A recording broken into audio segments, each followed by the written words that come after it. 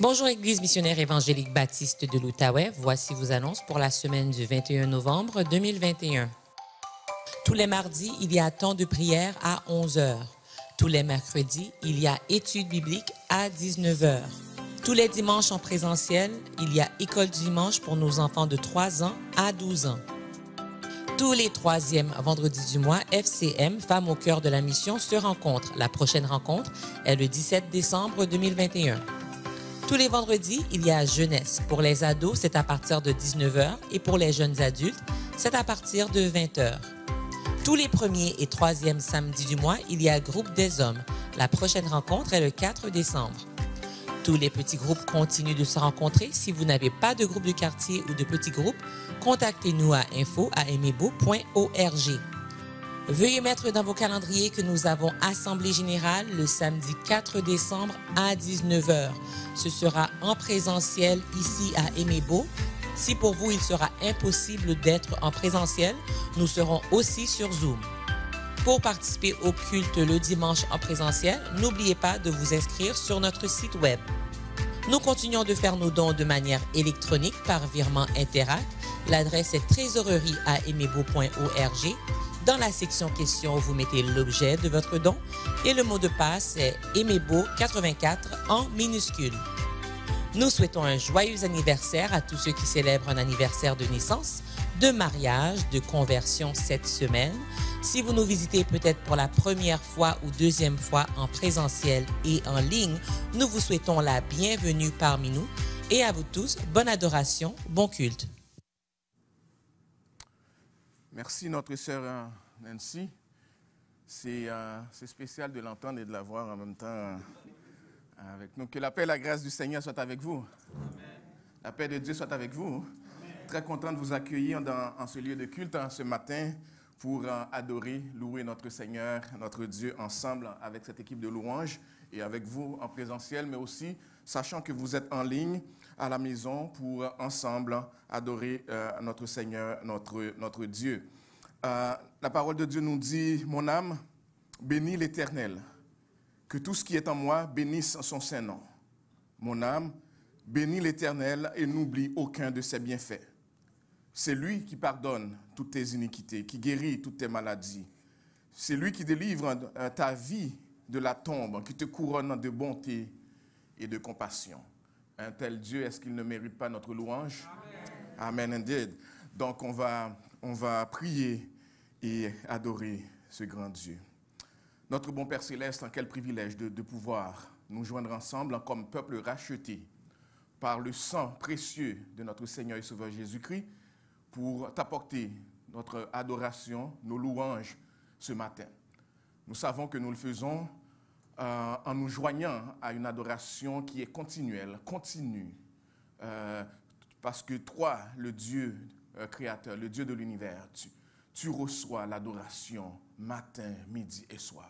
Et quelle joie pour nous de pouvoir tout simplement nous joindre à cette adoration, déjà en cours avec des frères et sœurs un peu partout dans le monde pour t'adorer et te louer. Et nous prions que par ta puissance que tu nous donnes de déposer, de mettre de côté tout ce qui est distraction, de manière à nous consacrer totalement à l'adoration et que ton nom soit glorifié dans notre vie. Par Jésus-Christ, notre Seigneur et Sauveur, nous t'avons ainsi prié. Amen. Amen.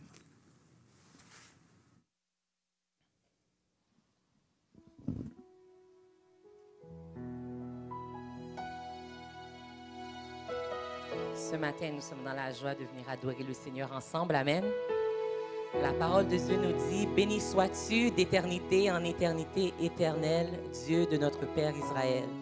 À toi, Éternel, la grandeur, la force et la magnificence, l'éternité et la gloire. Car tout ce qui est au ciel et sur la terre t'appartient. À toi, Éternel, le règne, car tu t'élèves souverainement au-dessus de tout. C'est de toi que viennent la richesse et la gloire. C'est toi qui domines sur tout. C'est dans ta main que sont la force et la puissance. Et c'est ta main qui a le pouvoir d'agrandir et d'affermir toutes choses. Maintenant, ô notre Dieu, nous te louons et nous célébrons ton nom glorieux. Levons-nous ce matin pour louer l'Éternel et célébrer son nom glorieux. Alléluia. Gloire, gloire, oh la puissance, que ton nom soit exalté sur terre et dans les cieux.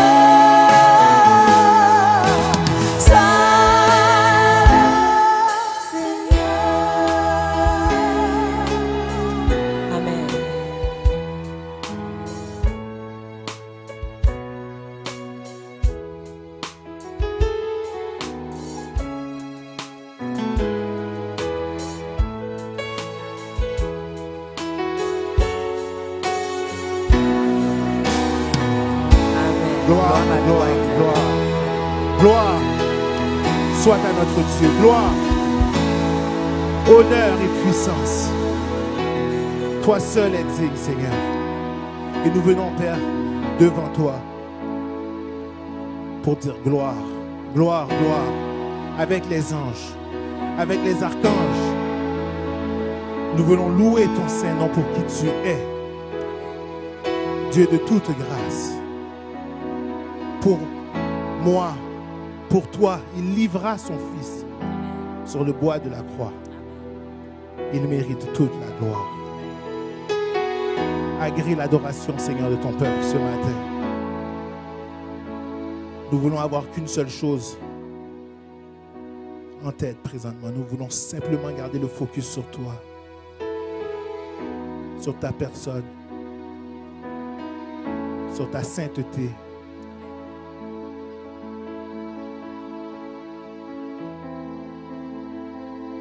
La terre est remplie de ta gloire.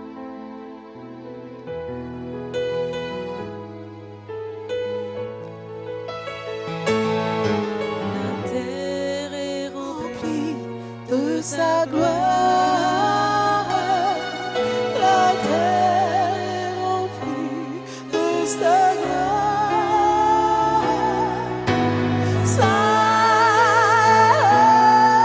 Seigneur.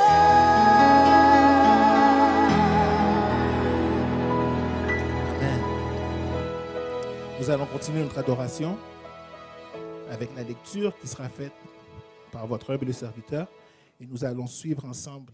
Ça sera projeté pour vous et ça se trouve dans le psaume 45.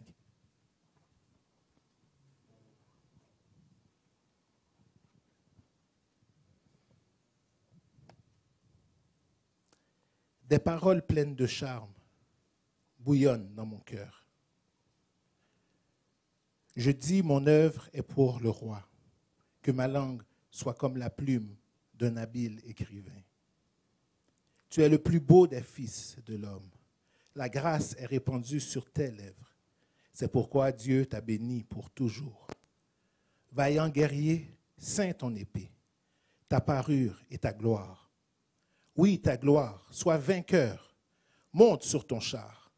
Défends la vérité, la douceur et la justice. Et que ta droite se signale par de merveilleux exploits. Tes flèches sont aiguës. Des peuples tomberont sous toi. Elles perceront le cœur des ennemis du roi. Ton trône, ô Dieu, est à toujours. Le sceptre de ton règne est un sceptre d'équité. Tu aimes la justice et tu hais la méchanceté. C'est pourquoi, ô Dieu, ton Dieu t'a oint d'une huile de joie par privilège sur tes collègues. La myrrhe, l'aloès et la casse parfument tous tes vêtements. Dans les palais d'ivoire, les instruments à cordes te réjouissent. Des filles de rois sont parmi tes bien-aimés. La reine est à ta droite, parée d'or, d'ophir. Écoute, ma fille, vois et prête l'oreille. Oublie ton peuple et la maison de ton père. Le roi porte ses désirs sur ta beauté. Puisqu'il est ton Seigneur, rends-lui tes hommages. Et avec des présents, la fille de Tyr, les plus riches du peuple rechercheront ta faveur. Toute resplendissante est la fille du roi dans l'intérieur du palais. Elle porte un vêtement tissé d'or. Elle est présentée au roi vêtue de ses habits brodés et suivie des jeunes filles, ses compagnes, qui sont amenées auprès de toi. On les introduit au milieu des réjouissances et de l'allégresse. Elles entrent dans le palais du roi. Tes enfants prendront la place de tes pères et tu établiras prince dans tout le pays. Je rappellerai ton nom dans tous les âges. Aussi, les peuples te loueront-ils éternellement et à jamais. Amen. Amen. On va louer l'Éternel, nous, sa sainte cohorte. La Bible nous dit dans Timothée, « Souffre avec moi comme un bon soldat de Jésus-Christ. Il n'est pas de soldat qui s'embarrasse des affaires de la vie s'il veut plaire à celui qui l'a enrôlé. Être un disciple du Seigneur vient avec sa part de souffrance. Mais c'est une nécessité et un privilège d'être soldat du roi des rois. Notre but, c'est faire la volonté de celui qui a acquis tout droit sur nous en nous prenant à son service. Ce n'est pas seulement une obligation, mais nous le faisons avec volonté. Le soldat de Christ a une relation de dépendance et d'amour avec son chef. Chantons ensemble le Sainte Cohorte. Jésus-Christ est notre chef. Il nous conduit de victoire en victoire et il mènera sûrement à bon port tous ceux qui le suivent. Amen. Debout, cette cohorte, nous sommes les soldats du roi des rois. Amen. Debout.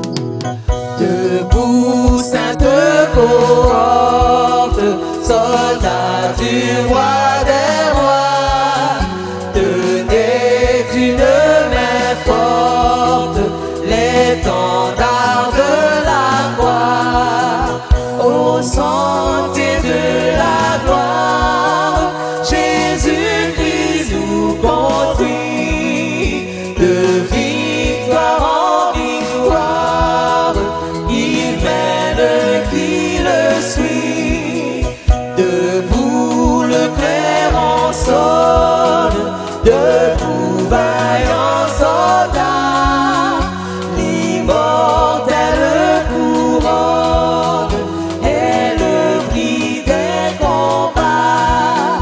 Si l'ennemi fait rage, soyez fermes et forts, redoublez de courage, s'il redouble d'efforts, debout pour la bataille, parlez, n'hésitez plus, pour que l'une ne défaille, regardez à Jésus, de l'armure invincible, soldats revêtez-vous, le triomphe est possible pour qui lutte à genoux, debout, debout encore, Luttez jusqu'au matin. luttez jusqu'au matin, déjà brille l'aurore à l'horizon lointain, bientôt jetons nos armes aux pieds du roi des rois, les chants après les larmes, le trône après la croix. Il est tout puissant le Seigneur, il est tout puissant le Seigneur, il est l'alpha et l'oméga, il est tout puissant le Seigneur, il est tout puissant, il est tout puissant le Seigneur, il est tout puissant le Seigneur, il est l'alpha et l'oméga, il est tout puissant le Seigneur, il est merveilleux le Seigneur, il est merveilleux le Seigneur, il est l'alpha et l'oméga, il est merveilleux le Seigneur, il est merveilleux le Seigneur, alléluia, il est merveilleux le Seigneur, il est l'alpha et l'oméga, il est merveilleux le Seigneur, il est tout pour moi, il est tout pour moi le Seigneur, il est tout pour moi le Seigneur, il est l'alpha et l'oméga, il est tout pour moi le Seigneur, il est tout pour moi, il est tout pour moi le Seigneur, alléluia, il est tout pour moi le Seigneur, il est l'alpha et l'oméga, il est tout pour moi le Seigneur.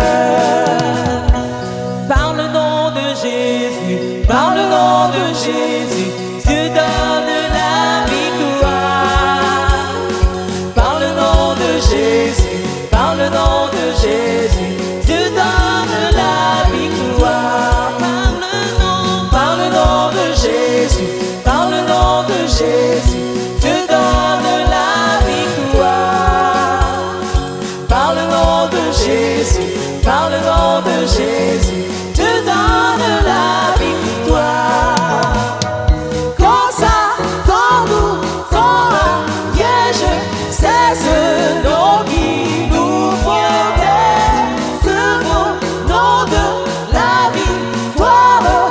chantent les élus.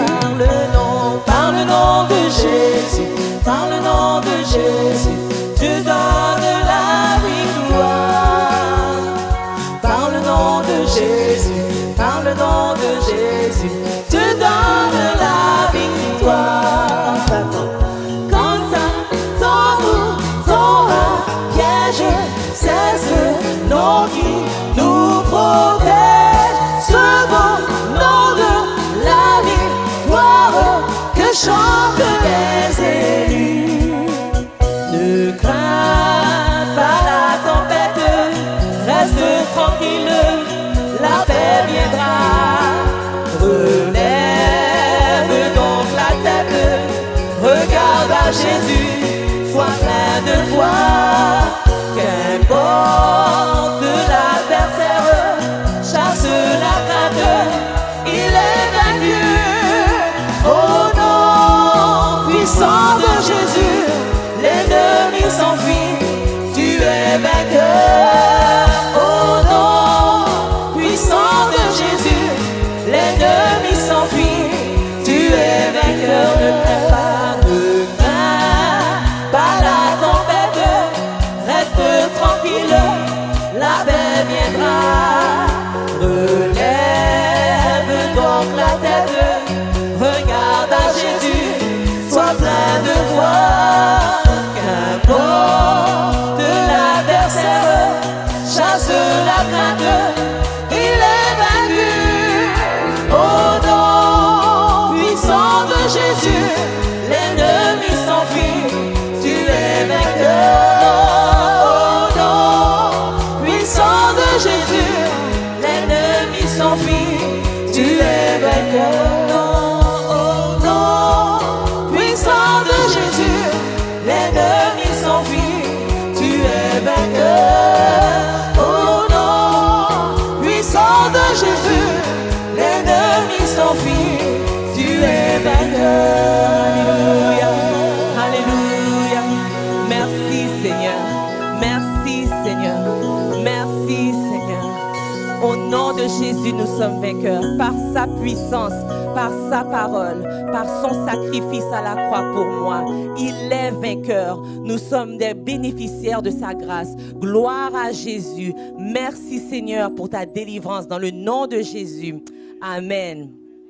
On continue à louer le Seigneur et souvent on loue le Seigneur seulement par émotion, mais nous adorons le Seigneur complètement révélé dans la parole de Dieu. Pleinement révélé en Christ dans la parole de Dieu. Et la parole de Dieu nous rappelle plein de choses qu'on doit utiliser pour ce combat. La parole de Dieu dans Matthieu nous dit que « Et voici, il s'éleva sur la mer une si grande tempête que la barque était couverte par les flots. Et lui, il dormait. Les disciples s'étant approchés le réveillèrent et dirent « Seigneur, sauve-nous, nous périssons. » Il leur dit « Pourquoi avez-vous peur, gens de peu de foi ?» Alors il se leva, menaça les vents et la mer. Et il y eut un grand calme. Ces hommes furent saisis d'étonnement. « Quel est celui-ci, disent-ils, à qui obéissent même les vents et la mer ?» La parole de Dieu nous dit encore dans Psaume, « Dans leur détresse, ils crièrent à l'Éternel, et il les délivra de leurs angoisses. Il arrêta la tempête, ramena le calme, et les ondes se turent. » On va chanter avec conviction. Flot mugissant, flot enfuré, entourez-moi, je n'ai pas peur. Quoi qu'il en soit, paix est finie, parce qu'à la barre est mon sauveur. Alléluia, alléluia. Flot mugissant. Flot mugissant, flot sans furie, entourez-moi, je n'ai pas peur. Quoi qu'il en soit,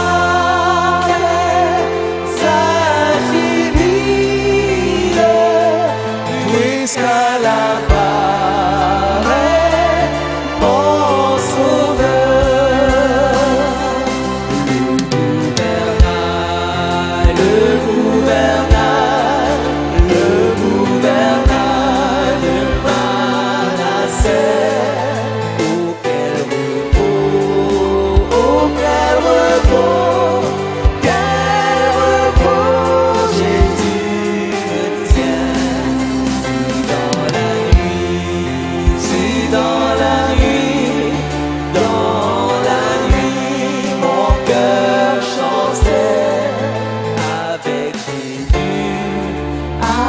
Jésus, avec Jésus, oui, tout est bien. Et pour réciter que le lasse qui présageait plus d'un malheur, calme je puis vous voir en face, puisqu'à la barre est mon sauveur.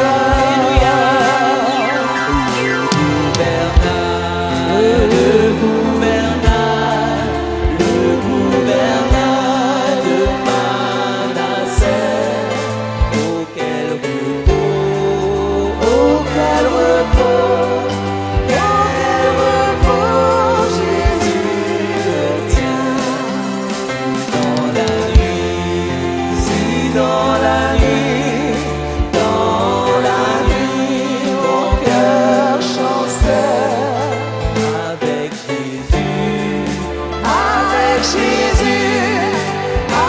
Jésus, oui, tout est bien. Jour après jour, vos orages, nouveaux périls, point de frayeur. Bientôt j'attends le grand rivage, puisqu'à la barre est mon sauveur.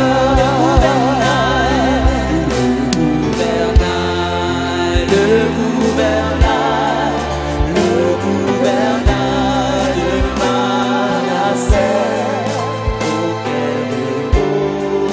auquel repos, Jésus me tient.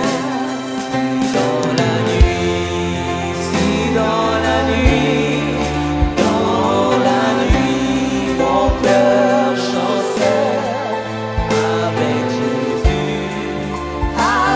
Jésus, oui, tout est bien. Avec Jésus pour mon pilote, avec Jésus pour mon pilote, pour moi tout est paix et bonheur. En sûreté, mon esquif flotte, puisqu'à la barre est mon sauveur.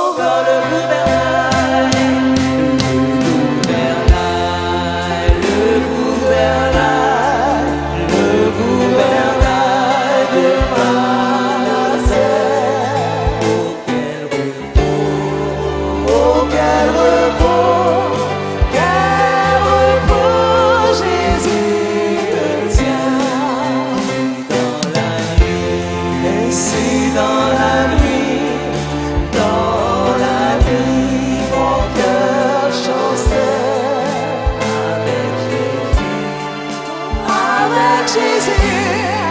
avec Jésus, oui, tout est bien.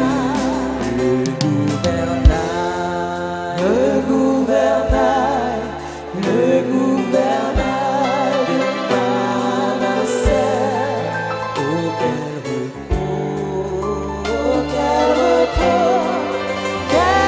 repos, Jésus me tient. Si dans la nuit,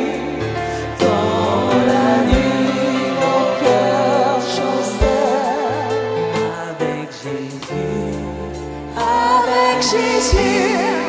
avec Jésus, oui, tout est bien. Amen. Amen. Alléluia. On peut toujours se rappeler qu'on sert celui à qui obéissent même les vents et les mers, le gouvernail de Manasseh, celui qui dit et la chose arrive, celui qui arrête la tempête et ramène le calme, celui à qui les ondes écoutent. On remercie le Seigneur et on s'appuie sur sa parole efficace pour continuer à marcher comme des soldats du Seigneur. Au nom de Jésus, nous avons prié ainsi. Amen. Alléluia. Vous pouvez vous asseoir.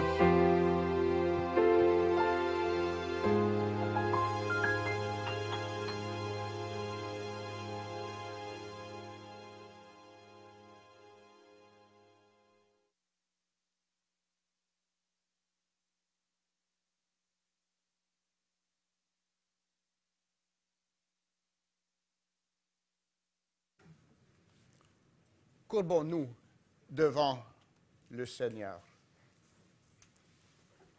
Ô Père céleste, nous venons ce matin comme ton peuple racheté par le sang de Jésus-Christ, Fils de Dieu. Lui qui est saint de majesté, qui a quitté sa place à ta droite pour venir faire sa demeure parmi nous comme un de nous. Eh bien, la parole est devenue chair et a fait sa demeure parmi nous. C'est à cause de sa vie obéissante à ta parole et ta volonté à notre place, à cause de sa mort pour subir la punition qui nous était due, sa résurrection qui a acheté pour nous la justification, le pardon des péchés, la vie nouvelle. C'est à cause de son intercession à ta droite, ô Père, là où il est assis, au moment où il viendra, que nos prières sont exaucées par toi. Et c'est dans son retour, ô Père, que se situe notre espoir. On te loue de ta majesté, ta toute-puissance, mais de ce que toutes ces choses-là s'habillent en Jésus-Christ et s'expriment envers nous et envers tout pécheur en Jésus-Christ. Merci de ce que ta majesté est entourée et habillée de miséricorde. Merci de ce que toi, qui es juste, à pardonner les injustes en punissant notre injustice par celui qui est le juste, Jésus-Christ. On te loue, ô Père. Merci pour ce grand salut que tu as effectué pour nous et pour tous ceux qui viendront à lui, Jésus-Christ. Père, nous confessons que nous sommes pécheurs, que malgré la grâce que tu as montrée envers nous en Jésus-Christ, malgré la présence de ton Saint-Esprit qui demeure dans tout croyant pour nous montrer la beauté de Jésus-Christ, l'excellence de la parole de Dieu, la volonté de notre Père. Malgré tout ceci, ô Dieu, nous avons péché. Nous avons choisi de faire notre volonté à la place de la tienne. Nous nous sommes vantés à la place d'avoir notre gloire située en Jésus-Christ qui s'est livré pour nous tous. Nous avons contredit le Saint-Esprit. Pardonne-nous, nous te prions, pour nos paroles qui n'étaient pas dignes de ceux qui se nommeraient enfants de Dieu, pour nos paroles qui blessaient ou retenues n'ont pas fait de bien. Pardonne-nous pour nos actes qui ont blessé les autres ou qui n'ont pas servi à leur aide. Pardonne-nous, nous te prions. Là où nous étions sans espoir et Jésus, tu es venu nous sauver, nous avons retenu l'aide des autres. Pardonne-nous, nous te prions.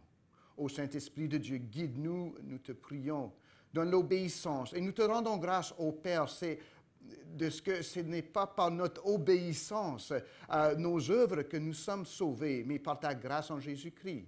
Par la toute suffisance de Jésus-Christ. Merci. Mais en ceci, au Papa, nous demandons à la direction du Saint-Esprit afin que nous vivions notre nouvelle vie en Jésus-Christ, que nous nous portions comme enfants de Dieu, ambassadeurs du royaume dont Jésus est le roi. Nous te rendons grâce de ce que nous sommes pardonnés, absolus, pas par notre confession, mais par le sang de Jésus-Christ. Merci, ô Dieu. Nous te rendons grâce pour la liberté dont nous jouissons de pouvoir nous réunir ensemble sans crainte, sans menace de nous faire enlever, attaquer dans la rue même. Mais nous sommes ici dans la paix civile, mais encore plus la paix que donne Jésus-Christ. Merci pour ceci. Merci de nous avoir gardés en bien durant la semaine qui vient d'achever. Merci pour ces bénédictions, petites et grandes, dont nous avons été les bénéficiaires. Merci de ce que, en nous tournant envers toi, ô Père, nous qui t'aimons, pouvons dire, nous connaissons notre Père. Il n'est pas un inconnu, il n'est pas totalement mystérieux et caché, mais nous pouvons dire avec assurance, grâce à toi, ô Père, que notre espoir est en toi, à cause de Jésus-Christ. Nous avons non pas juste un grand Dieu en quelque part, mais un Papa qui nous a aimés en Jésus-Christ. Merci pour cette grande bénédiction. Merci pour nos enfants que tu nous as donnés et que tu as gardés en bien. Merci de ce que prochainement nous allons pouvoir les enseigner, la parole de Dieu ici. Merci pour ceux qui se sont livrés à toi, ô Jésus, par ta grâce souveraine. Nous prions pour le reste, tous nos enfants ici de notre assemblée, qu'ils obéissent à ton appel souverain de fléchir le genou à Jésus-Christ et lui rendre obéissance comme bon soldat de Jésus-Christ. Effectue ça, nous te prions, ô Père, c'est seulement à ton esprit qui puisse faire ceci et que nous soyons diligents à faire notre devoir en leur annonçant et en manifestant la parole de Dieu et sa vérité. Père, nous prions pour les missionnaires ici au Québec, au Canada et autour du monde. Là où ils sont dans des petits coins ou des grandes villes qui travaillent pour toi, soit en équipe ou tout seul. Garde-les, encourage-les.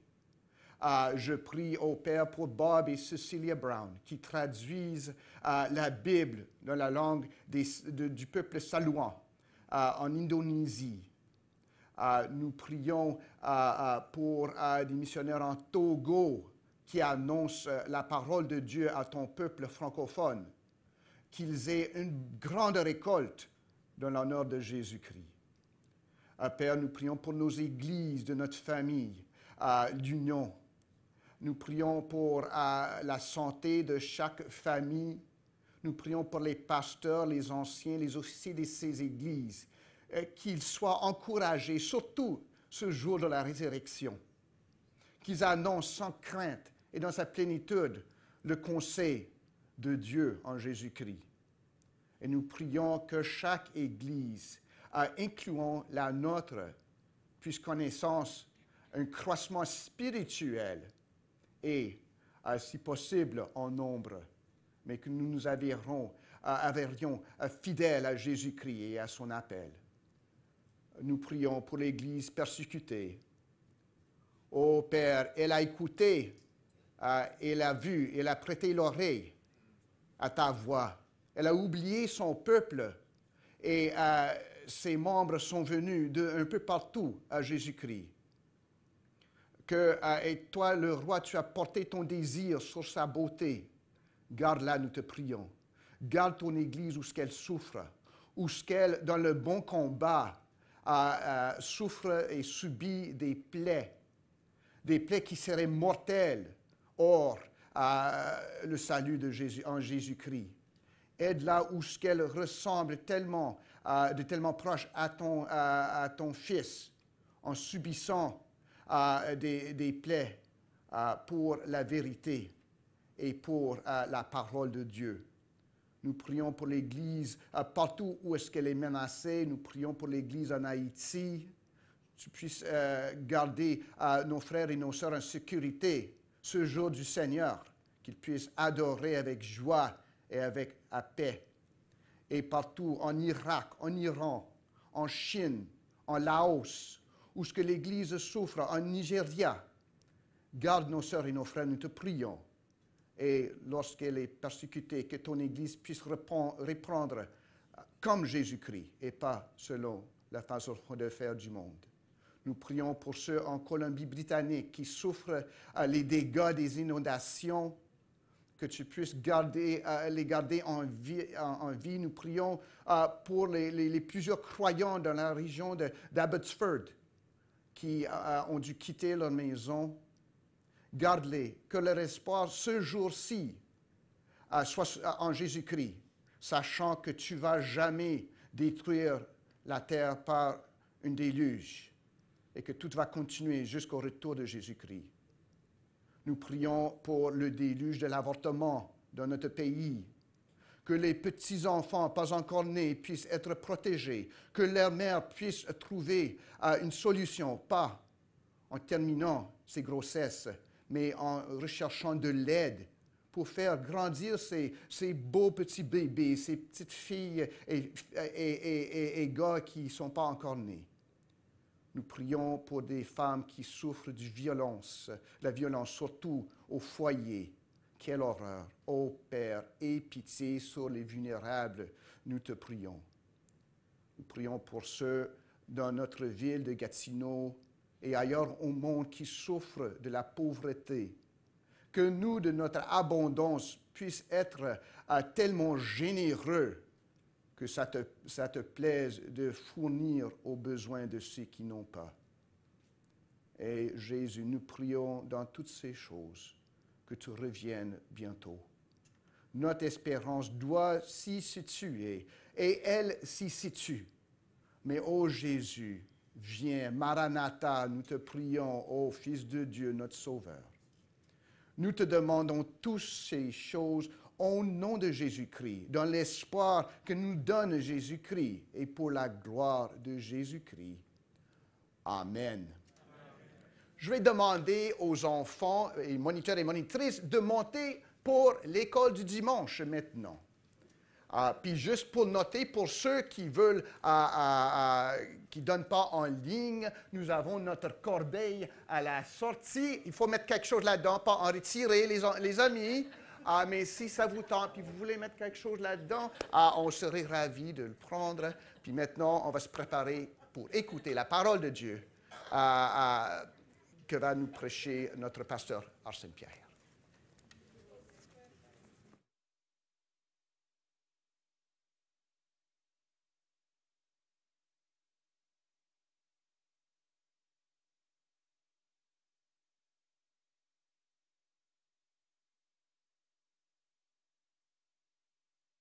En plus d'être un bon pasteur et un bon frère, il est aussi un bon comédien. Notre frère, Pasteur Gordon, qui nous fait toujours rire. C'est fun, ça. Au cours de la fin de semaine, on a eu une belle assemblée avec tous les ouvriers de l'Union où fait partie notre Église, tous les pasteurs, tous les anciens. On était ensemble pour regarder ce qui concerne l'avenir de nos églises, prier pour la relève, prier pour les pasteurs, prier pour les églises. Donc, je vous demande de vous joindre à nous dans ces besoins pour prier pour les besoins de l'Église, pour prier pour l'Union, pour prier pour le secrétaire général et prier pour les pasteurs. Il y a plusieurs églises dans notre union qui n'ont pas de pasteur, qui n'ont pas d'anciens et qui ont besoin que le Seigneur envoie des ouvriers. Donc, pensez dans vos prières à notre union d'église. Et si vous arrivez en retard à l'église, vous n'entendez sûrement pas nos annonces et vous n'entendez sûrement pas les mots d'accueil que notre sœur fait au nom de l'église pour vous souhaiter la bienvenue. Je ne reprends pas ces mots de bienvenue parce que je souhaite que vous soyez là. Donc, ça commence à 10h. Oui, nos annonces sont faites. Et si vous voulez en savoir quelles sont les annonces, vous retournez sur notre site et puis vous pouvez les voir. Donc, on va maintenant prêcher la parole de Dieu. En commençant par cette illustration, peut-être que vous avez déjà entendu cela. On a un pasteur qui raconte l'histoire d'un homme qui est venu le voir.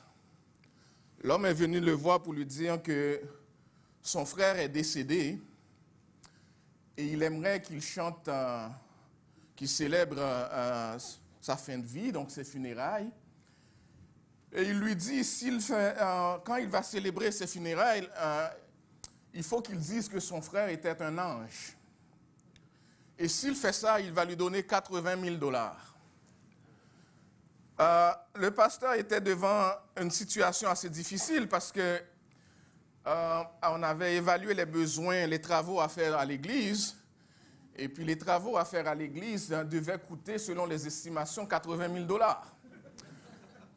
Mais il avait un autre problème, c'est que le frère qui est décédé, c'était un criminel, un mafieux, un gars qui a fait de la prison, qui faisait la terreur dans son quartier. Tout le monde avait peur de lui. Donc, le pasteur devait décider. En fin de compte, il a décidé, OK, je vais faire les funérailles. Pendant les funérailles, le pasteur a commencé par donner une description de l'homme. Il a dit, vous savez, cet homme qui est dans ce cercueil, c'était un criminel. Un homme méchant, un dur, un homme qui semait la terreur. Tout le monde avait peur de lui. C'était vraiment un homme méchant. Et le frère regarde, il dit, mais qu'est-ce qui se passe? Et il regarde fixement le pasteur, et puis le pasteur continue, c'était vraiment un criminel. Mais, comparé à son frère qui est ici, c'était vraiment un ange.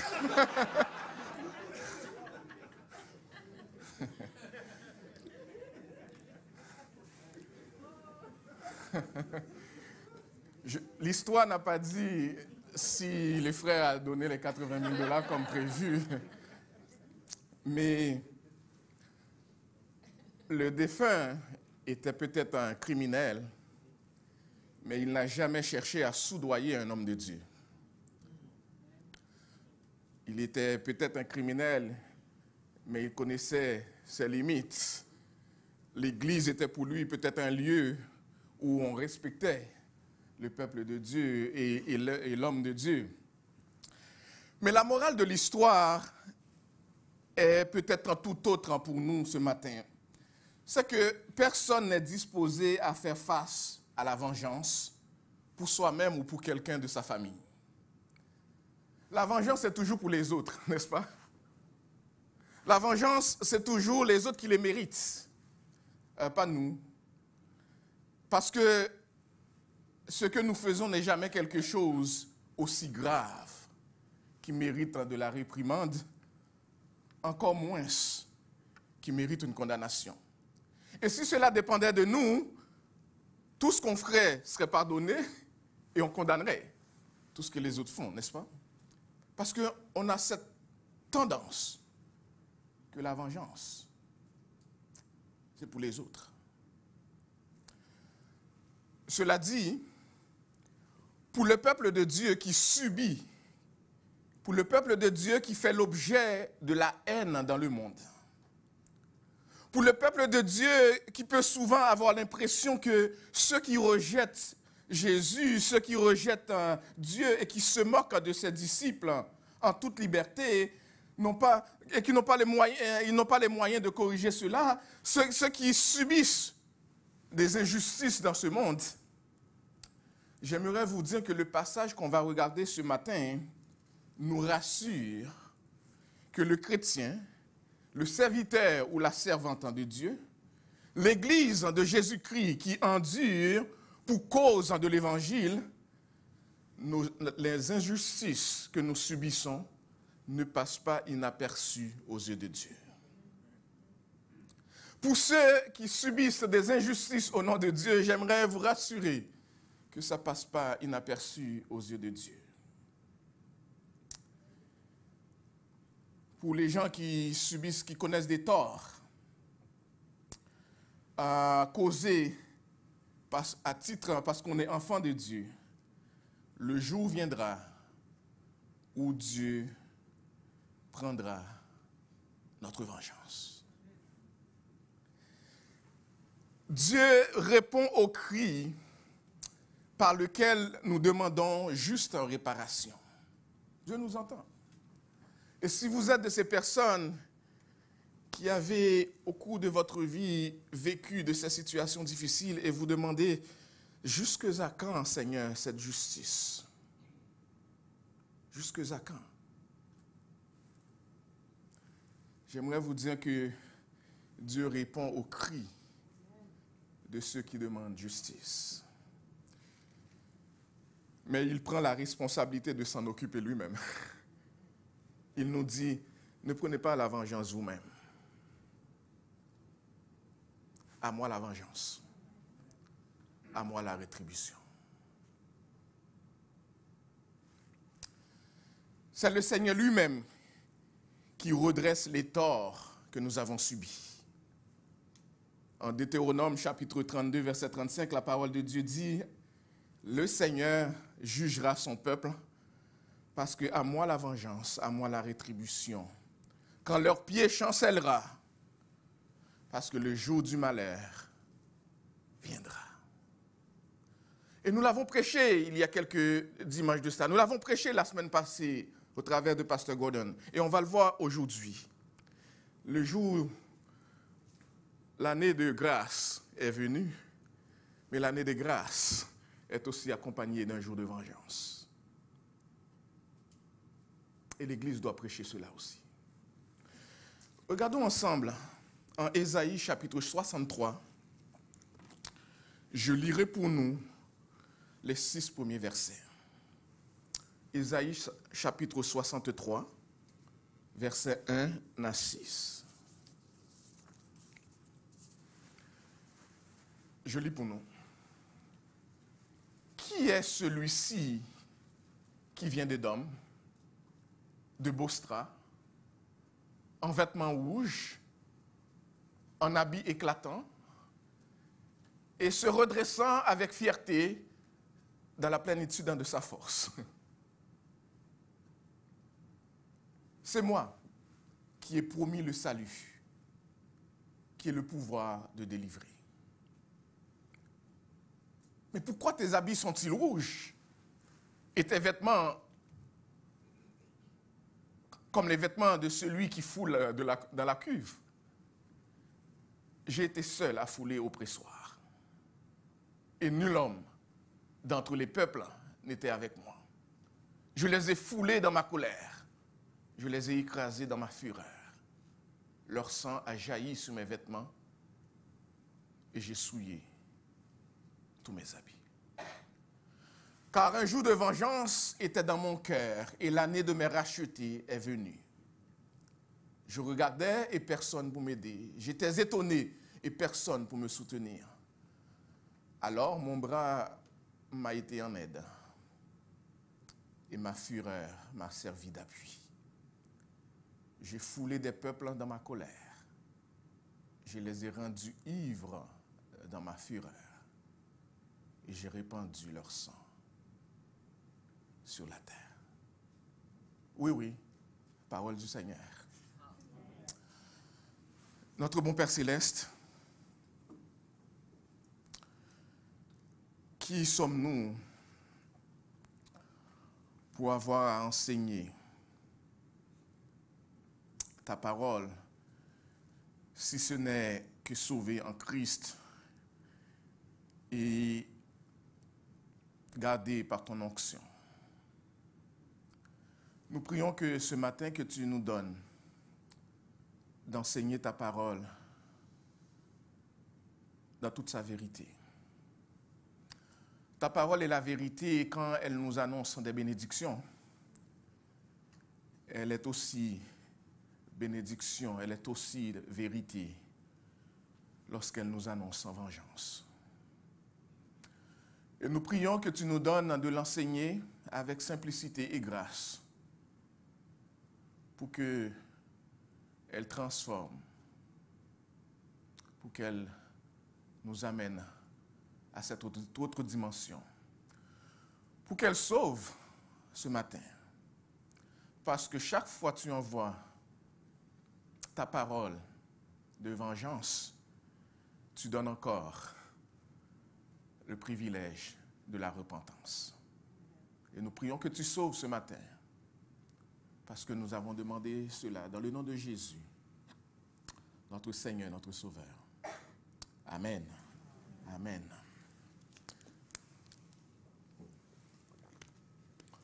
Nous ne sommes pas à notre première surprise dans la manière dynamique du prophète Ésaïe, guidé par l'onction du Saint-Esprit, de nous raconter sa vision. La lecture de ce livre n'est jamais plate.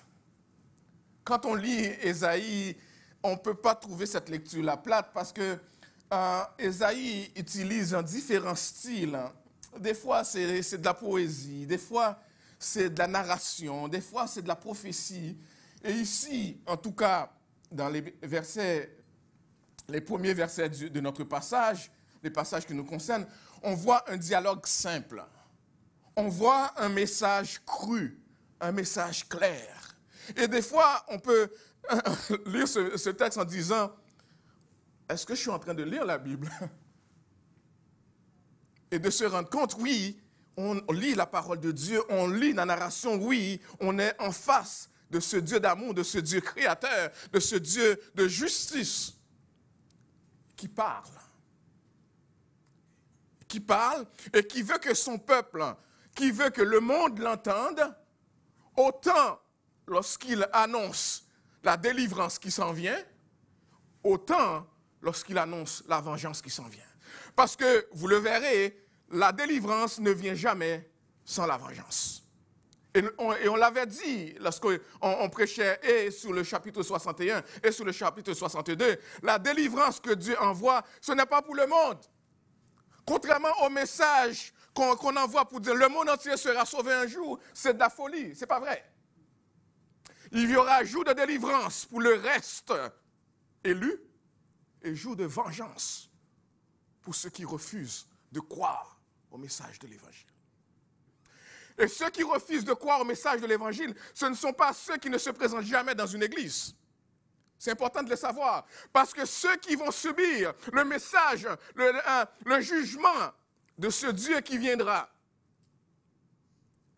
c'est peut-être aussi, et je souhaite que ça ne soit pas le cas, mais c'est peut-être aussi des gens qui ont passé leur vie à fréquenter l'église. Parce que ceux qui sont sauvés, ce n'est pas ceux qui fréquentent l'église. Comme si c'était un lieu de rendez-vous. Mais c'est ceux qui ont donné leur vie au Seigneur Jésus-Christ.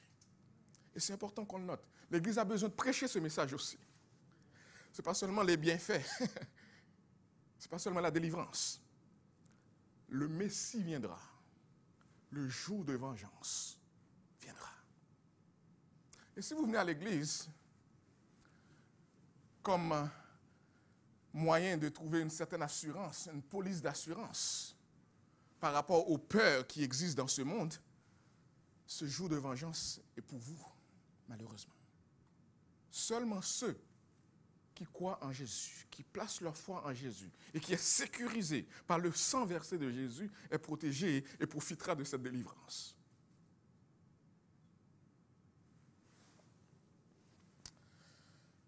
Un texte qui contient un message qui pourrait dire que ce n'est pas pour l'Église, étant donné le message de vengeance qu'il contient, mais que l'Église doit prêcher. Et que les gens à l'intérieur des murs des églises doivent écouter. peu importe à quel titre vous écoutez ce message, peu importe d'où vous êtes et sous quel prétexte vous l'écoutez, le message s'adresse à vous et le message dit ceci: le jour de vengeance viendra certainement. Le jour de vengeance viendra. Nous avons vu le Messie serviteur proclamer que l'Esprit du Seigneur est sur lui. Nous l'avons vu expliquer sa mission d'accomplir les desseins rédempteurs, rédempteurs qu'il venait accomplir. Au chapitre 61, les versets 1 à 3, on a annoncé qu'il est venu pour porter des bonnes nouvelles aux malheureux. Nous avons annoncé qu'il est venu guérir ceux qui ont le cœur brisé, proclamer aux captifs la liberté, délivrer les prisonniers, publier une année de grâce, consoler les affligés, donner une dignité retrouvée au lieu de la cendre, changer la tristesse en joie. Nous l'avons vu au chapitre 61. Et nous avons dit, alors que nous prêchons sous ce texte, que dans ce texte, qui semblait un texte seulement de bénédiction, il y avait une phrase, et je vous avais dit qu'on reviendrait sur cette phrase qui nous disait « Il viendra pour publier une année de grâce et un jour de vengeance de notre Dieu. » Alors que nous avons couvert dans les chapitres 61 et la semaine passée, chapitre 62, nous allons voir l'autre partie de ce retour de celui qui va venir pour apporter et la délivrance et le jugement. En Ésaïe, chapitre 63, 1 à 6, par la métaphore du foulage du raisin, le prophète annonce le jugement des ennemis de Dieu en vue de la libération de son peuple. Dieu va venir venger ceux qui ont fait subir des injustices à son peuple. Il viendra. Le vocabulaire de ce passage impressionnant nous est familier parce qu'on l'a retrouvé tout au cours d'Ésaïe. On parle de vêtements, on parle de justice dans le texte, on parle de salut, on parle de rédemption, on parle de colère et de courroux, et on parle de vengeance. On retrouve dans ce passage à la fois la miséricorde et la colère de Dieu. Et les deux, chers amis, ne sont pas en contradiction. Trouver dans un même texte la miséricorde de Dieu et la justice de Dieu, ce n'est pas une contradiction. Parce que ce Dieu qu'on présente comme étant un Dieu miséricordieux, compatissant, riche en bonté, c'est aussi un Dieu juste, qui ne badine pas non plus avec le péché, dont on ne peut pas s'en moquer. Un Dieu juste. Des fois, il impose sa justice immédiatement. Mais plus souvent qu'autrement, il réserve un jour où il va imposer sa justice définitivement. Et c'est ce qui est annoncé ici.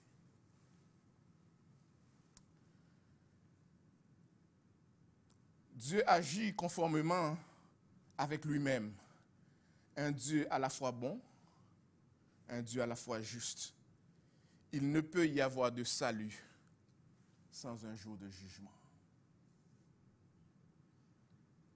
Regardons le texte. Après avoir vu les sentinelles aux aguets, vous vous rappelez, ils étaient sur les murs, Pasteur Gordon nous l'a prêché la semaine passée, les sentinelles, ceux qui veillaient au mur, après, les sentinelles du chapitre 62 sont aux aguets. Le texte nous dit, elles voient quelqu'un venir, mais ne comprennent pas qui vient. Le texte nous dit, qui est celui-ci? Qui est celui-ci? On le voit arriver d'Édom, on le voit arriver de Bostra, on le voit arriver en habit rouge. Et le texte, les sentinelles qui étaient aux aguets, ou dans les bouches d'Ésaïe, nous disent qui est celui-ci qui vient d'Édom et de Bostra? Qui est ce personnage qui vient? Qui est ce personnage qui vient en habit rouge, qui est éclatant et qui semble marcher avec une certaine fierté, qui ne se gêne pas de marcher, qui ne se gêne pas de venir de cette façon? Il n'a pas l'air d'un voyageur normal. Il est habillé à la fois des habits éclatants, mais en même temps, c'est toute sali de rouge. On dirait quelqu'un sous qui le sang a été versé. Et il marche de toute fierté et il vient. Qui est celui-ci? Demande ce sentinelle. Qui est celui-ci?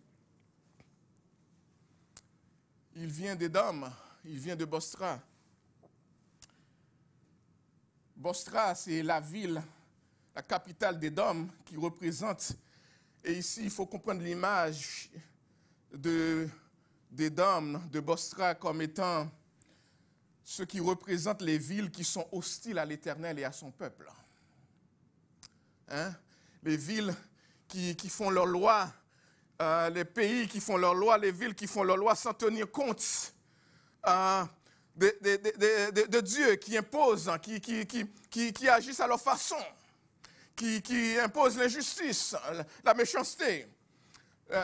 C'est ce que représente un Bosra, Édom, qui représente les villes hostiles à l'Éternel et à son peuple. Et on l'avait déjà vu au chapitre 35, verset 4. Il y en a qui voient aussi dans, je dois le mentionner, qui voient aussi dans Édom et Bosra une autre raison pour expliquer leur mention dans ce texte. Vous savez, le mot Édom signifie rouge et renvoie à la couleur du jus de raisin dont il fait référence à cette couleur qui a sali l'habit de celui qui vient. Ce qui est remarquable, en tout cas, dans ce texte, chers amis, c'est que ce personnage, son habit, sa démarche, sa fierté est en contradiction.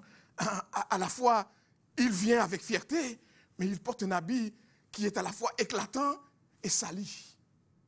Et on peut se demander qu'est-ce que cela veut dire. Et les gens qui regardent ça se posent la question, qui est cette personne? Et avant même qu'ils finissent de se poser la question, le personnage répond. Et on voit, le personnage répond tout de suite à la question, c'est moi. Vous vous demandez qui est celui-ci, qui est en habit rouge, qui est celui-ci, qui est en habit éclatant, et qui avance avec toute sa force et dans la fierté, eh bien c'est moi. C'est moi qui ai le pouvoir d'apporter le salut. C'est moi qui ai promis le salut et qui ai le pouvoir de délivrer. Moi, le vengeur, celui qui va prendre la vengeance pour son peuple, c'est Dieu lui-même. C'est l'Éternel lui-même. Et vous comprenez tout de suite pourquoi le texte dans Deutéronome nous dit « À moi la vengeance ». Dieu ne demande pas à vous d'aller prendre votre vengeance sur l'adversaire. On va le voir en passant, chers amis. Nos adversaires, ce ne sont pas nos frères et sœurs en Jésus-Christ. Nos adversaires, c'est ceux qui font le plan de l'ennemi. Nos adversaires, ce sont ceux qui font le plan de l'ennemi. Ce ne sont pas nos frères et sœurs, et on le verra tantôt. Une deuxième question que le texte pose est la suivante, versets 2 à 3. Pourquoi tes habits sont-ils rouges? N'est-ce pas? La question est là, pourquoi tes habits sont-ils rouges? Et tes vêtements comme des vêtements de celui qui foule dans la cuve. Et vous devez comprendre l'image qui est utilisée ici, parce que la façon qu'on faisait le vin ou le jus le vin en Israël dans ce temps-là, on cueillait les raisins, évidemment, et puis pendant un certain temps, on les laissait sécher sous le soleil, ça mûrissait très très bien. Et puis pour avoir le jus, on mettait ça dans un pressoir. Et le vidangeur, celui qui était responsable, qu'est-ce qu'il faisait? Il montait là-dessus, le pressoir, pour presser, pour que le jus sorte des raisins, n'est-ce pas? Et pendant qu'on pressait, évidemment, du jus peut éclater pour salir l'habit de celui qui est en train de presser dessus. C'est cette image-là qui est utilisée et il faut comprendre, et c'est pour cela que le texte nous dit « Pourquoi tes habits sont-ils en rouge et tes vêtements comme celui qui foule dans la cuve ?» Parce qu'en dessous du pressoir, il y avait de la cuve, une au niveau supérieur, une autre au niveau inférieur, et il y avait même un canal pour que le jus sorte. Donc, il pressait dans la cuve, et en pressant, ça pouvait sursauter et salir tout son corps. On nous a fait en passant une belle expérience, n'est-ce pas, lorsqu'on a été visité, lorsqu'on était en Israël, on nous a fait une belle expérience, on a fait l'expérience où on a été, et on nous montrait d'où sortait le jus, et évidemment on n'en a pas bu, parce que c'était juste une démonstration, mais j'aurais aimé, c'était une des choses que j'ai manqué là-bas, j'aurais aimé goûter ça pour voir la fraîcheur de ces jus-là. En tout cas, l'image qui est ici par contre, ce n'est pas l'image du jus de raisin. L'image qui est ici, c'est l'image du jugement. C'est le vengeur qui vient et l'image du jus, c'est le sang qui est versé. C'est la souffrance qui est là. Pour ceux qui auront rejeté Jésus-Christ et qui auront choisi, qui auront persécuté, tourmenté le peuple de Dieu. C'est sévère. Et peut-être que certains d'entre vous, vous êtes en train de dire, ça aurait été une bonne journée pour adorer à la maison. Ou pour visiter une autre église, pour ne pas entendre ce message de vengeance. Mais Dieu a voulu que vous l'entendiez. Et vous savez, lorsqu'on vient, on entend un message, ce n'est pas pour les autres, c'est pour ceux qui sont là. Dieu a voulu que vous-même, vous l'entendiez. Et à vous d'en tirer les leçons. Que se passe-t-il? Ses vêtements étaient-ils tachés parce que cette personne foulait du raisin dans un pressoir? C'est la question qui se posait.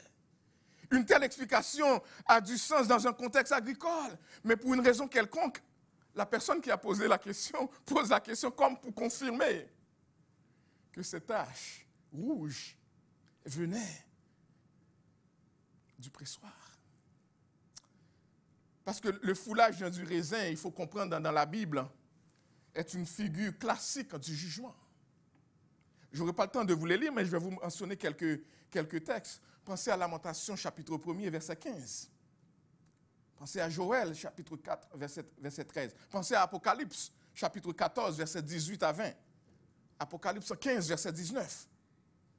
Le foulage du raisin est souvent une figure du jugement de Dieu. Le Seigneur indique qu'il a accompli cette tâche seul. Verset 3. Aucune nation n'a été employée pour exécuter cette destruction. Auparavant, Dieu avait utilisé les nations d'Assyrie comme la verge de son châtiment pour juger Juda, comme Ésaïe 10, verset 5 nous dit. Mais cette fois, il n'a pas utilisé une autre nation. C'est lui-même, seul, qui viendra et qui imposera son jugement. C'est lui-même seul qui viendra. Et il imposera son jugement.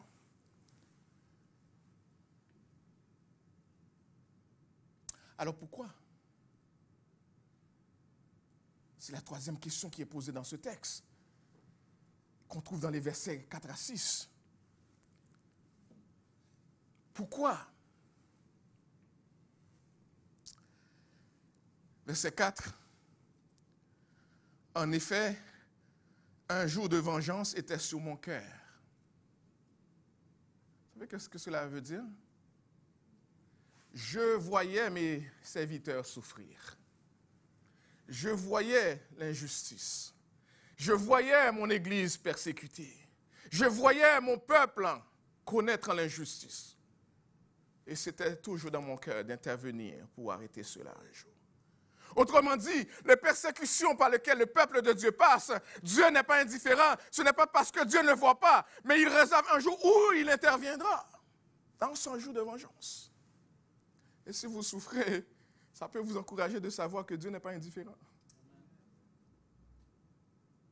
si vous souffrez, et si vous souffrez pour la cause de l'Évangile.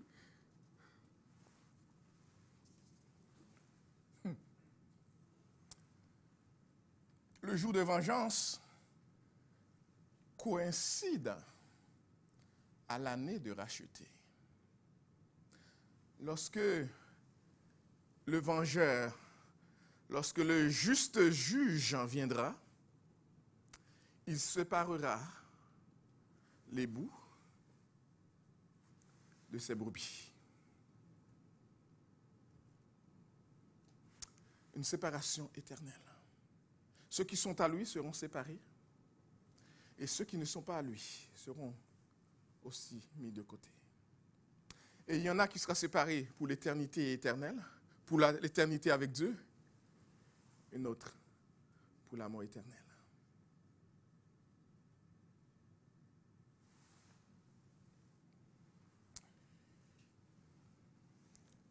Paul nous dit que le Seigneur et son peuple ne font qu'un.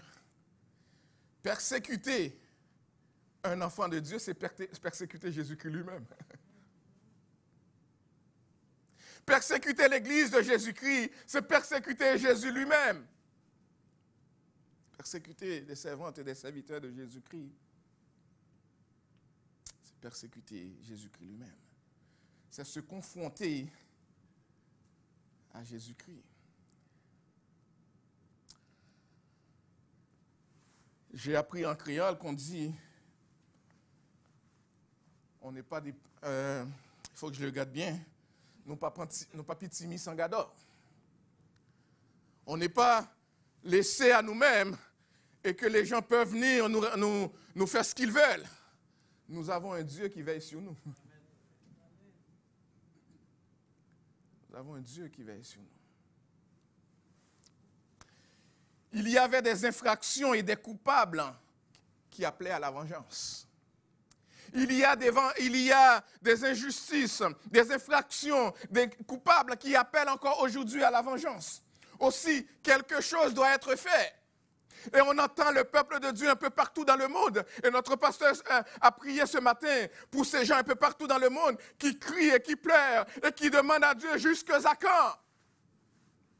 J'ai envie de vous dire, le jour viendra. Tenez bon. Le jour viendra.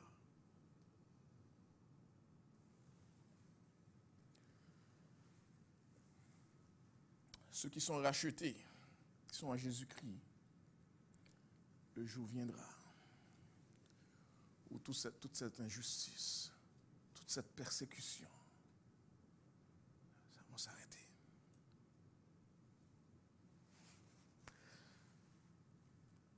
Loin était personnellement engagé dans son travail. Il dit, c'était dans mon cœur de venir. Et j'ai décidé de le faire maintenant. La question de sa solitude est d'une telle importance qu'il la soulève encore une fois dans ce verset. Et il mentionne comme un fait que de même que le verset 4 qui fait référence à son cœur et qui implique qu'il n'y a pas d'autre assez bon que lui pour venir et imposer justice. C'est comme s'il nous disait, j'étais consterné par les souffrances de mon peuple. Et j'interviens maintenant. Et l'idée de les rendre ivres, et non pas, comme certains le proposent, de les rendre incolores, c'est ce que cette interprétation dit. L'idée de les rendre ivres renvoie à ce qu'on a déjà vu au chapitre 51, verset 17, et au chapitre verset 17 et 21, 22, où la coupe qui enivre est la coupe de la colère de Dieu. La coupe qui enivre, c'est l'image qu'on doit avoir, c'est un Dieu qui en a assez de l'injustice, qui en a assez des hommes, qui en a assez des avortements, qui en a assez de la méchanceté, qui en a assez des abus de toute forme, qui en a assez de ce monde qui couvre la vérité parce qu'ils ne veulent pas vivre sous l'autorité de Dieu et qui intervient, qui dit assez, c'est assez. Et quand c'est lui qui parle, tout arrête.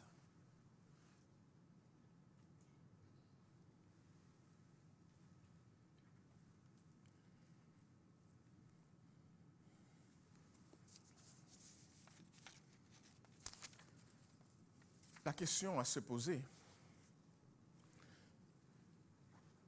puisqu'il est certain que le roi viendra, que le vengeur viendra, et que quand il viendra, il apportera et la délivrance et le jugement, qu'est-ce que moi je recevrai? C'est la question à se poser. Est-ce que c'est la délivrance ou le jugement? C'est l'un ou l'autre. On ne peut pas recevoir les deux en même temps. C'est l'un ou l'autre. Vous savez quoi? Il y a, parce que Dieu tient toujours ses promesses, il y a 2000 ans de cela, celui qui a le pouvoir de sauver est venu dans ce monde. Il est venu dans ce monde donner sa vie pour se racheter. Il est venu dans ce monde vivre comme s'il était comme un des nôtres. Il a été jusqu'à la croix, être crucifié, pour que ceux qui mettent leur foi en lui n'aient pas à vivre à son retour son jugement, mais sa délivrance. Alors si vous êtes de ceux qui sont cachés en Jésus-Christ, parce que vous avez mis votre foi en Jésus-Christ, vous n'avez pas à vous inquiéter du retour de Jésus-Christ, parce que Jésus-Christ reviendra. On ne le dit pas souvent assez, mais on l'a dit déjà ce matin, Maranatha. On arrive dans ce monde avec tous ces défis, toutes ces difficultés qu'on voit, toutes ces injustices qu'on voit, que nous, chrétiens, on a besoin de crier, Maranatha, reviens Jésus. Reviens. Et j'espère que vous êtes de ceux qui ont hâte que Jésus revienne. Pour finalement vivre avec lui dans un monde où il n'y a plus de péché, dans un monde où il n'y a plus de méchanceté, dans un monde où il n'y a plus de justice, dans un monde où il n'y a plus de gens qui mangent à satiété et il y a des gens qui meurent de faim. Dans un monde où règne la haine. J'espère que vous avez hâte à ce retour. Parce que celui qui est venu pour sauver les rachetés, la Bible nous dit, il reviendra. Jésus reviendra. Jésus revient. Jésus revient.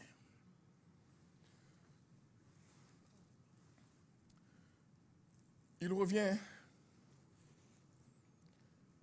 Il prendra son Église avec lui. Et il imposera son jugement à ceux qui ne le connaissent pas. 3 applications. En fait 2. Applications. Toi qui souffres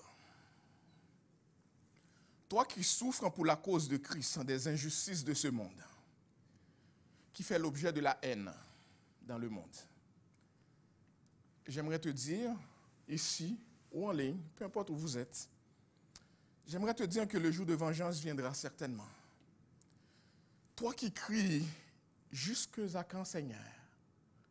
Parce que dépassé par les souffrances,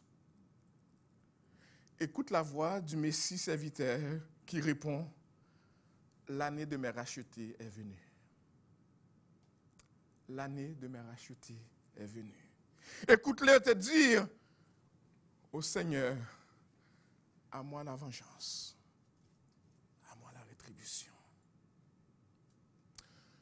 Mais j'aimerais te dire aussi, le jour de vengeance auquel nous avons tous hâte, n'est pas pour nous tous, si nous ne sommes pas en Christ. Le jour de vengeance, des fois que nous prononçons et que nous prononçons contre les autres, n'est pas pour nous tous.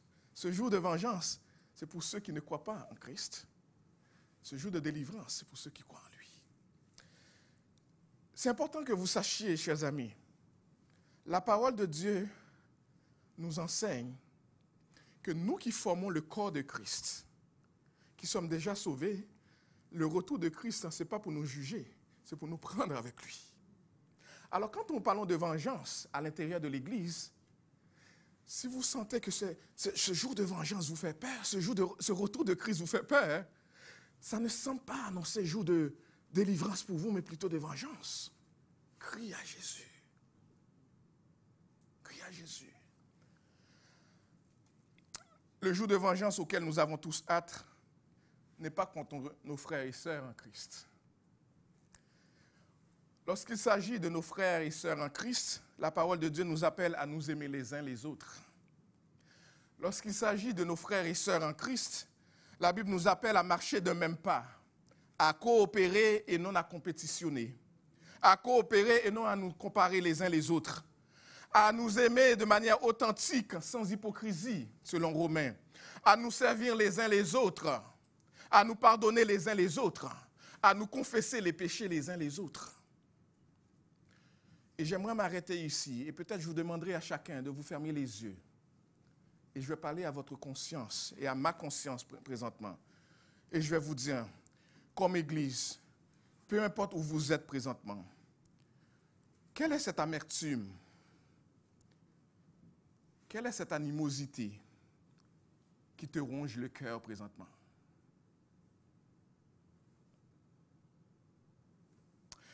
Quel est cet amour que tu dis authentique, dont tu sais est hypocrite? Quel est ce pardon dont tu refuses d'accorder?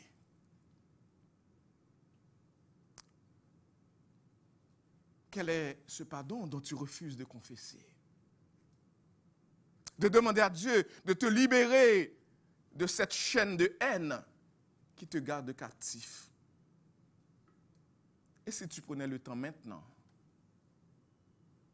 Et si tu prenais le temps maintenant de demander pardon? Et si tu prenais le temps maintenant de demander à Dieu de te libérer de cette amertume qui te ronge le cœur? Ta semaine a été marquée par des pensées de vengeance. Tu as oublié que comme chrétien, tu n'as pas à te venger. Ta semaine a été marquée par des pensées où tu dois défendre tes droits. Et à un moment donné, peut-être que tes droits sont passés avant l'obéissance à la parole de Dieu.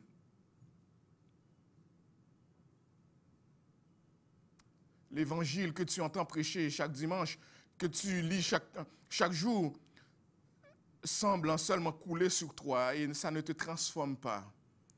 Est-ce que tu n'as pas besoin maintenant de demander à Dieu de percer ton cœur pour t'amener ce changement? N'est-ce pas peut-être pour toi le temps de crier au secours? N'est-ce pas peut-être pour toi le temps de remercier Dieu du fait que le retour de Jésus-Christ ne sera pas pour toi un jour de jugement, un jour de vengeance, mais un jour de délivrance? Est-ce que tu n'as pas passé plus de temps de ta semaine en animosité plutôt d'être en adoration devant ton Dieu?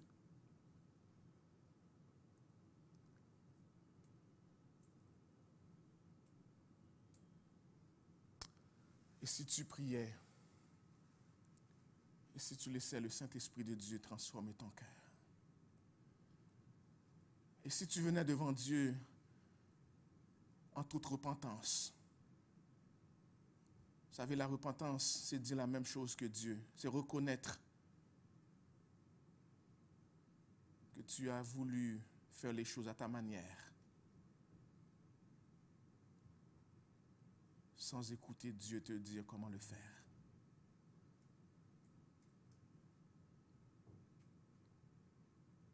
Et si tu appelais au secours?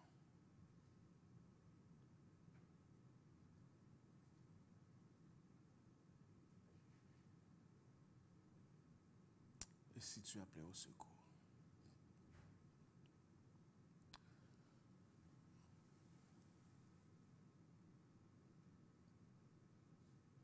Pense-y. Pense-y.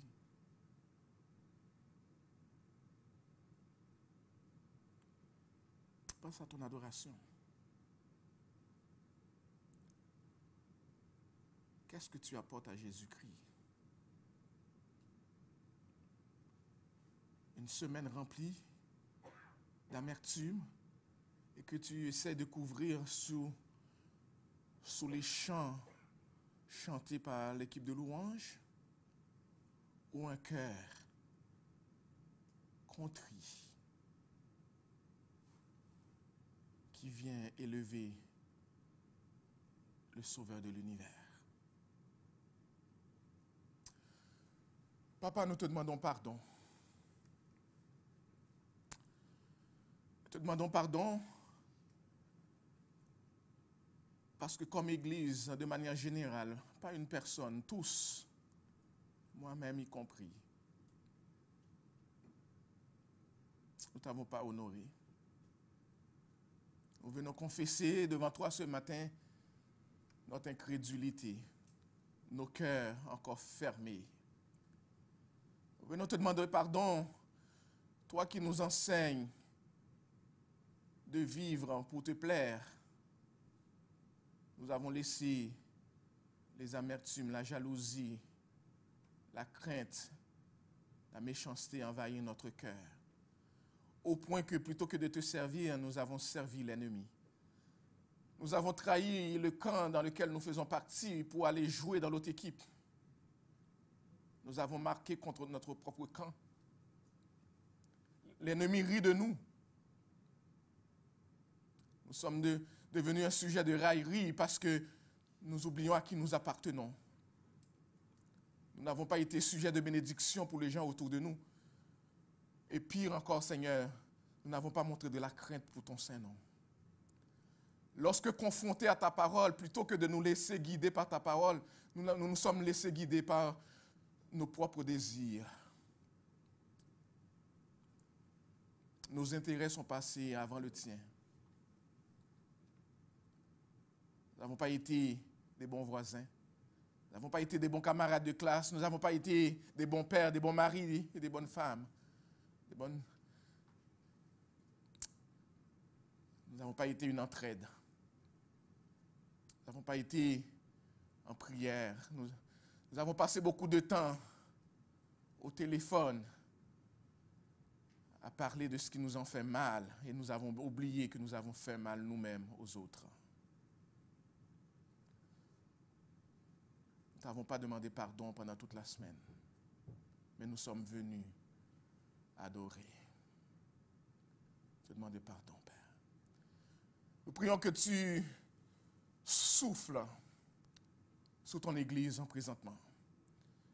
Peu importe où nous sommes présentement, Seigneur, que dans notre chambre où certains adorent, ici dans ce sanctuaire, il y en a peut-être qui regardent ce culte pendant qu'ils sont dans le milieu de travail. Dans le nom de Jésus, souffle. Que ton esprit nous réveille à te chercher. Que ton esprit nous réveille à être des vrais disciples de Jésus-Christ. Que ton esprit nous réveille à nous soumettre à ton autorité. Que ton esprit nous réveille à accepter certaines injustices pour que toi-même tu apportes ton jugement, ta vengeance. Que nous nous laissions guider par toi. Que nous soyons ces modèles que tu voudrais que le monde voie pour que les gens soient attirés, non à nous, mais à Jésus-Christ. Et qu'il y ait des gens, toutes ces personnes qui dans ce monde ont besoin de voir qu'il existe une autre perspective à la haine, à la jalousie, à l'animosité, qu'ils voient en nous, serviteurs de Jésus-Christ, et qu'ils se tournent vers Jésus pour leur salut. Sauve ce matin, Seigneur. Restaure ce matin, Seigneur. Donne un nouvel élan à ton Église en ce matin, Seigneur.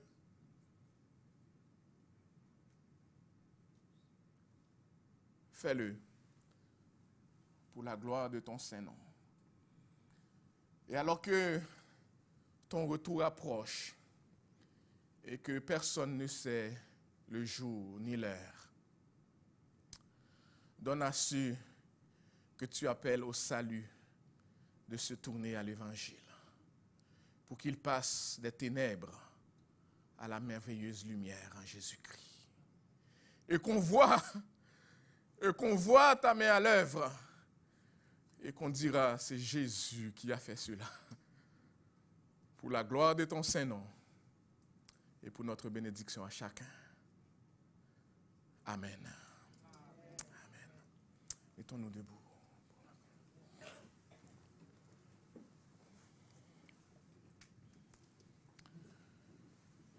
Et que la paix, la grâce, l'amour de Jésus-Christ reste et demeure avec chacun d'entre nous, dès à présent et jusqu'au retour de Jésus-Christ. Allez en paix, que Dieu vous bénisse abondamment.